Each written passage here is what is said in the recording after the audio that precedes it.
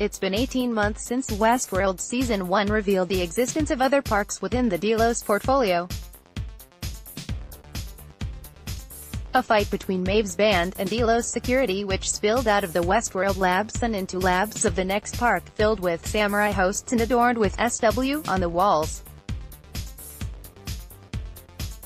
During the run-up to Season 2, the showrunners confirmed this stood for Shogun World, and viewers would be visiting this year.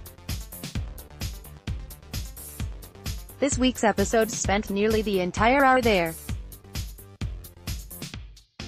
So what is Shogun World on Westworld? Warning, spoilers for Westworld Season 2 follow.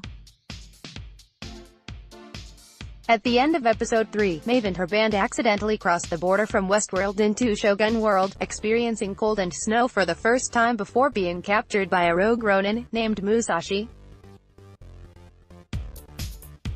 As they are brought to the village, Maeve and her band get a good look at what Shogun World is, as do viewers, and the answer turns out to be a huge surprise. Lee claims Delos and Ford designed Shogun World as a place for those who find Westworld to tame, but a better description would be Westworld, but Japanese. The hosts are Asian and they dress and speak like they're directly out of the 1600 feudal period. But on arriving into town with his prisoners, Musashi and his band raid Madame Akane's house of entertainment.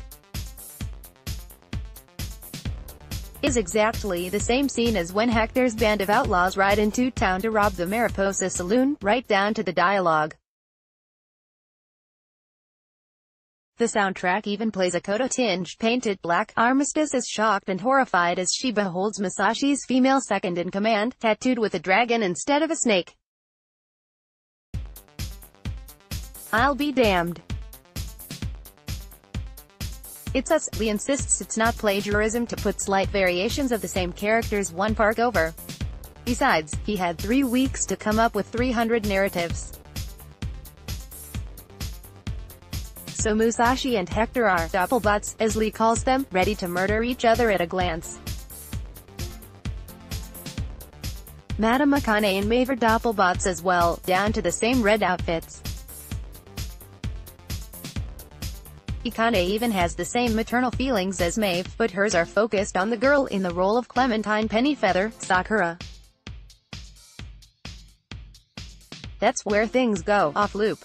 The Shogun breaks programming and sends his troops into town, something Lee swears isn't supposed to happen ever, because he believes he adores Sakura, the most ravishing dancer in the region. He attacks the geisha's house and kidnaps her. Now it's a mission for Maeve to help someone else find and rescue their daughter. Upon arriving at the Shogun's fort, Maeve and Lee discovered he is leaking cortical fluid from his ear, not unlike Bernard back home. The injury makes him impervious to Maeve's commands, and are part of the reason he's gone off-loop. Moreover, having heard about Maeve's abilities to command with her voice, he has defended against the witch by puncturing the eardrums of everyone under his command. Luckily, Maeve has started to be able to command hosts using only the power of her mind.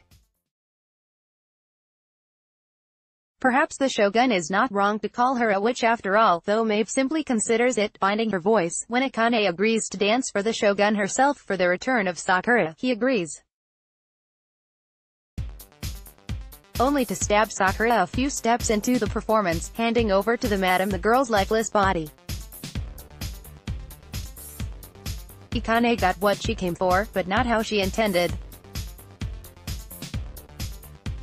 Her revenge is swift. Maeve uses her wordless command and turns the Shogun's fighters against each other, walking away from the bloodbath that follows. Viewers can only hope her own search for her daughter follows a different narrative than the one she sees here.